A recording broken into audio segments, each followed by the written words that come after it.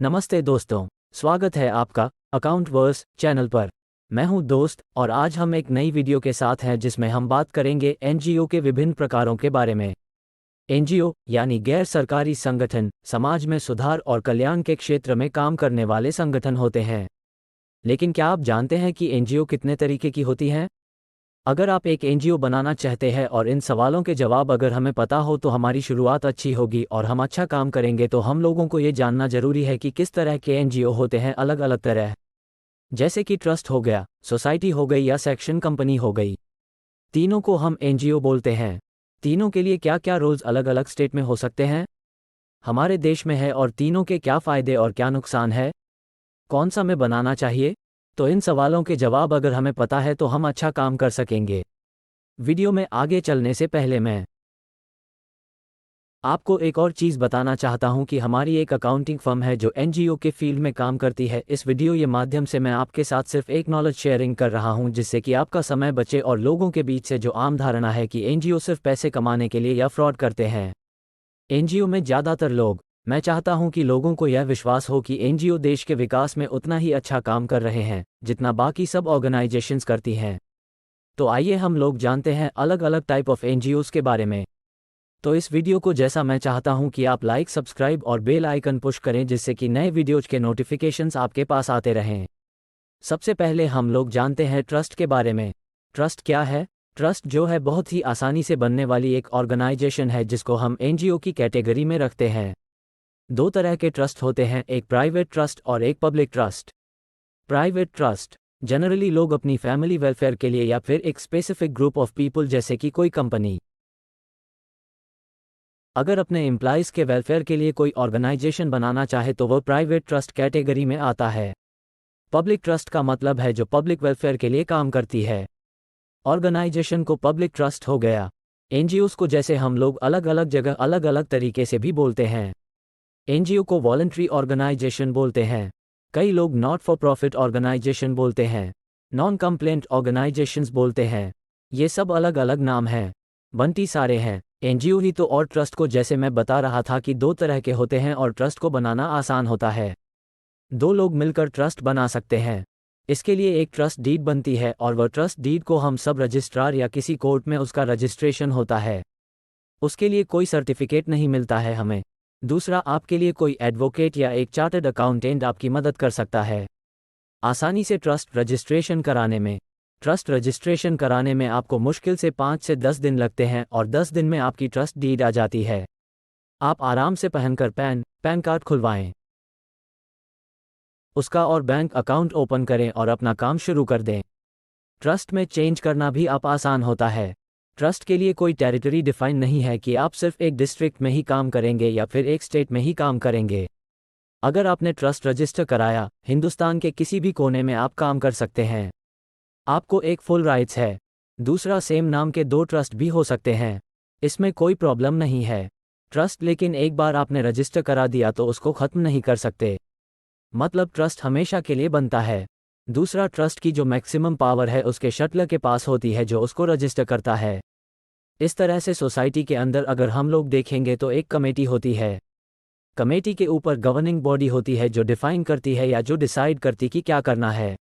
इसी तरह से ट्रस्ट के अंदर स्टेट टेलर के पास पावर होती है लेकिन बोर्ड मेंबर्स होते हैं जो उसको गवर्न करते हैं। ट्रस्ट को दूसरा, एक ट्रस्ट के अंदर फैमिली मेंबर भी ट्रस्टी हो सकते हैं। ये भी बात हमें जानना जरूरी है कि सोसाइटी के अंदर फैमिली मेंबर पूरा कंट्रोल कर लें। यह जरूरी नहीं है और यह पॉसिबल नहीं है, लेकिन ट्रस्ट के अंदर फैमिली मेंबर्स कंट्रोल कर सकते हैं जो पब्लिक वेलफेयर के लिए काम कर रहे हैं। आइए हम जानते हैं हम लोग सोसाइटी के बारे में। सोसाइटी में जैसे मैंने बताया ट्रस्ट दो तरह के होते हैं, पब्लिक और प्राइवेट। इसी तरह से सोसाइटी भी नेशनल लेवल की सोसाइटी और स्टेट लेवल की सोसाइटी होती है। नेशनल लेवल सोसाइटी रजिस्टर करने के लिए आपको 8 लोगों की आवश्यकता होती है जो अलग अलग स्टेट के रहने वाले होने चाहिए। स्टेट लेवल सोसाइटी रजिस्टर करने के लिए आपको सेम स्टेट के 7 लोगों की आवश्यकता है और आप सोसाइटी स्टेट में आप कहीं भी रजिस्टर कर सकते हैं। फैमिली मेंबर जैसे मैंने बताया कि उसकी पूरी गवर्निंग बॉडी नहीं हो सकती। जब आप सोसाइटी रजिस्टर करते हैं तो आपको सोसाइटी रजिस्ट्रार के द्वारा आपके डॉक्यूमेंट वैलिडेशन करने के बाद आपको एक सर्टिफिकेट इश्यू किया जाता है और जो सर्टिफिकेट लगभग 5 साल के लिए वैलिड होता है। हर 5 साल बाद आपको रिन्यू कराना होता है, लेकिन ट्रस्ट आपने एक बार बना दिया, हमें परमानेंट रहता है, तो सोसाइटी में आपको 5 साल बाद रजिस्ट्रेशन करना जरूरी है। दूसरा, आम सोसाइटी की जो एक्टिविटीज़ है उनको साल में एक बार कम से कम आपको रजिस्ट्रार को इन्फॉर्म करना जरूरी है, तो उसके ऊपर एक कंट्रोल रहता है कि सोसाइटी को आप कैसे चला रहे हैं। सोसाइटी अगर आप रजिस्टर करेंगे तो आपको लगभग 2 से 6 महीने का टाइम लग जाता है उसको कंप्लीट रजिस्ट्रेशन होने में, लेकिन ट्रस्ट जैसा मैंने बताया कि 10 दिन के अंदर आपका हो सकता है। ट्रस्ट के अंदर जनरली एंड में नाम ट्रस्ट होना जरूरी है। सोसाइटी में ऐसा कोई जरूरी नहीं।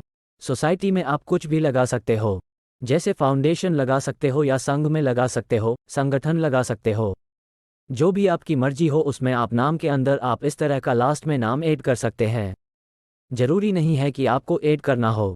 सोसाइटी के अंदर जनरली गवर्निंग बॉडी होती है और डेमोक्रेटिक सिस्टम, वोटिंग राइट के हिसाब से ही प्रेसिडेंट बनते हैं और उसका कंट्रोल भी डेमोक्रेटिक सिस्टम के हिसाब से चलता है, तो ये भी हमें जानना जरूरी है। तो इसमें जनरली होता क्या है, जब एक जैसे लोग, जैसे एक एम्प्लॉय ने यूनियन बना लिया, लेबर यूनियन हो गया, या कोई बिजनेस करने वाले एक मार्केट एसोसिएशन ने एक सोसाइटी बना सकते हैं जिसमें कोई भी प्रेसिडेंट बनेगा वो उसको कंट्रोल कर सकते हैं। तो इस तरह से हमने ट्रस्ट और सोसाइटी के डिफरेंसेस हमने जाने। अब आती है तीसरी जो सबसे बहुत कम मिलता है, वो है सेक्शन 8 कंपनी सेक्शन। कंपनी को भी हम नॉन प्रॉफिट ऑर्गेनाइजेशन कैटेगरी में रखते हैं, लेकिन ये कंट्रोल होती है मिनिस्ट्री ऑफ कॉर्पोरेट अफेयर्स के द्वारा। इसको जैसे आप पब्लिक लिमिटेड कंपनी या लिमिटेड कंपनी जब आप बनाते हैं उसी तरह से आपको सेक्शन कंपनी भी बनानी पड़ती है और उसका कंट्रोल भी वहीं से होता है, उसका नाम भी वहीं से डिफाइन होता है। एक नाम की 2 कंपनियां नहीं हो सकती, मीन्स आपका नाम यूनिक होना चाहिए। सेक्शन 8 कंपनी का बेनिफिट ये है कि इसका गुडविल अच्छा होता है, इसकी रिकमेंडेशन इंटरनेशनल हो सकती है आप, क्योंकि ट्रस्ट के बारे में ज़्यादा डॉक्यूमेंटेशन आप ऑनलाइन पता नहीं कर सकते।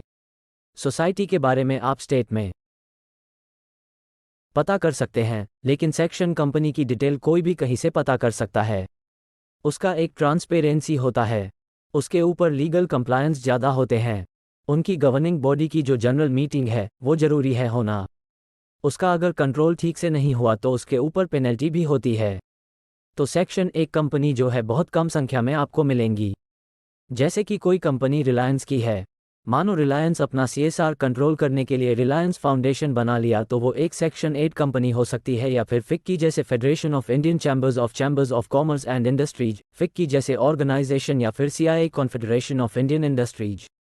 इस तरह की ऑर्गेनाइजेशन जो है सोसाइटी के टेंडर नहीं, वो सेक्शन 1 कंपनी है। तो इनके जो उद्देश्य है सेक्शन कंपनीज के, ये बहुत ही अलग तरह से होते हैं, अलग अलग कोड रहते हैं, तो उसके ऊपर हमें डिफाइन करना होता है। जैसे प्रमोशन ऑफ आर्ट हो गया, कॉमर्स को प्रमोट करना है, साइंस और स्पोर्ट्स को प्रमोट करना है, या कोई रिसर्च से रिलेटेड कोई काम करना है, तो ये सारी चीज़ें जब कोई ऑर्गेनाइजेशन करना चाहती है तो सेक्शन 8 कंपनी बना सकती है।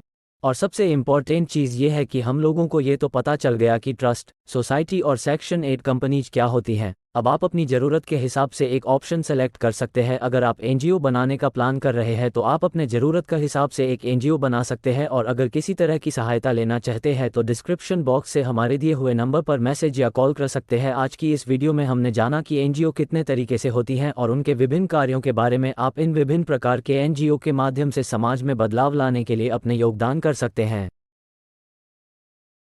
अगले वीडियो में हम और रोचक जानकारी देंगे, इसलिए हमारे चैनल को सब्सक्राइब जरूर करें और वीडियो को लाइक करें। धन्यवाद दोस्तों, मिलते हैं अगले वीडियो में। जय हिंद, वंदे मातरम।